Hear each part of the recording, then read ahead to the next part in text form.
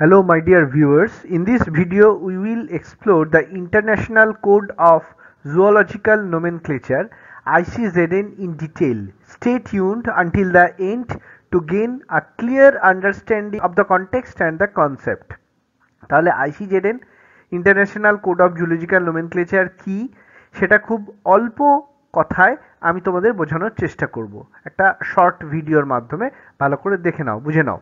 তাহলে international code of zoological nomenclature, যাকে সংক্ষেপে ICZN বলা হয়, it is globally accepted set of rules that governs the scientific naming of animals. তার মানে সোজা কথা, অ্যানিম্যালদের যে সায়েন্টিফিক নেমিং করা হয় সেটাকে কন্ট্রোল করে, সেটা যে রুলস দিয়ে, যে রেগুলেশনস দিয়ে করা হয়, সে গ্লোবালি অ্যাকসেপ্টেড সেট অফ রুলসটা হলো ICZN. It ensures that each species has a unique, stable and universally recognized name. এটা এনশিওর করে যে প্রত্যেক স্পিসিসের একটা ইউনিক, স্টেবল এবং ইউনিভার্সালি রিকগনাইজড নাম থাকবে, which avoid confusion in zoological classification, যেটা জুলজিক্যাল ক্লাসিফিকেশন করাতে আমাদেরকে মানে কনফিউশনটাকে অ্যাভয়েড করতে সাহায্য করবে। It is also known as ICZN code. এই ICZN কে ICZN কোডও বলা হয়। এর পাবলিশার হচ্ছে international commission on zoological nomenclature.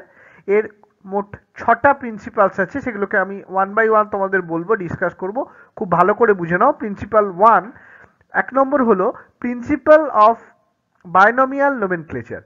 The scientific name of a species is the combination of generic name and a specific name. তাহলে আমরা দেখতে পাচ্ছি Homo sapiens এর সায়েন্টিফিক নেম, হোমোসেপিয়েন্স হলো হিউম্যান বা মানুষের সায়েন্টিফিক নেম।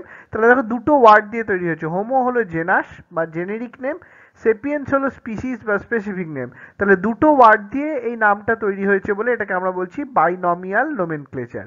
সেকেন্ড প্রিন্সিপাল কি বলছে? Principal of priority. The oldest published name would be the valid name. যেমন প্রংহর্ন একটা ম্যামাল, এর সায়েন্টিফিক নেম অ্যান্টিলোকাপ্রা আমেরিকানা। এটা জর্জ অর দিয়েছিলেন 1815-এ। পরবর্তীকালে জন এডওয়ার্ড গ্রে 1855-এ এই প্রংহর্নের সায়েন্টিফিক নেম দিয়েছিলেন অ্যান্টিলোকাপ্রা অ্যান্টিফ্লেক্সা। তো যেহেতু জর্জ অরের 1815টা more earlier, so it took priority because it was published earlier. তাহলে এটা হলো প্রিন্সিপাল অফ প্রায়োরিটি, বোঝা গেল। এবার আমরা আসছি প্রিন্সিপাল অফ কোঅর্ডিনেশন। বলছে when a new zoological name is published, it automatically establishes all corresponding names in relevant ranks.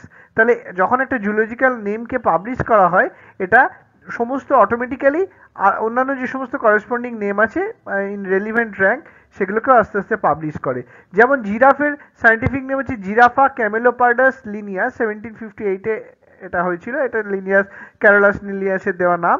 হ্যাঁ, এখানে জিরাফা হচ্ছে এর সাবজেনাস এবং এই জিরাফা ক্যামেলিপার্ডালিস হচ্ছে সাবস্পিসিস। ঠিক আছে, এবার আমরা আসছি principle 4, principle of the first রিভাইজার।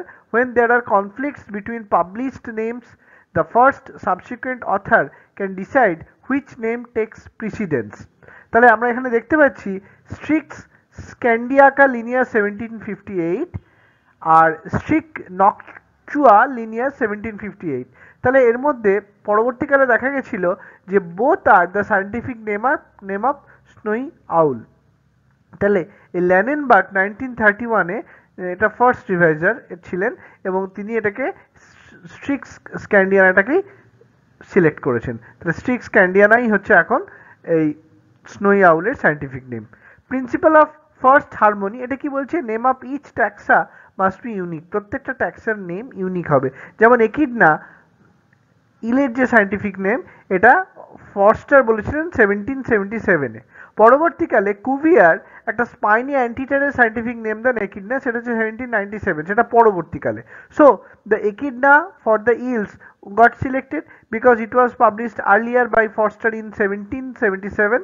So this is principle of first harmony. এরপর আমরা দেখব principle of typification. Every named species has a designated type specimen which acts as a reference point for accurately identifying that species. যেমন example হচ্ছে Canis lupus, এটা একটা type specimen. If a scientist discovers a new wolf, it would be compared to the type specimen to determine if it is a new species or a variation of the existing grey wolf. তাহলে এটা হলো principle of typification. Thank you for watching this video. All the best.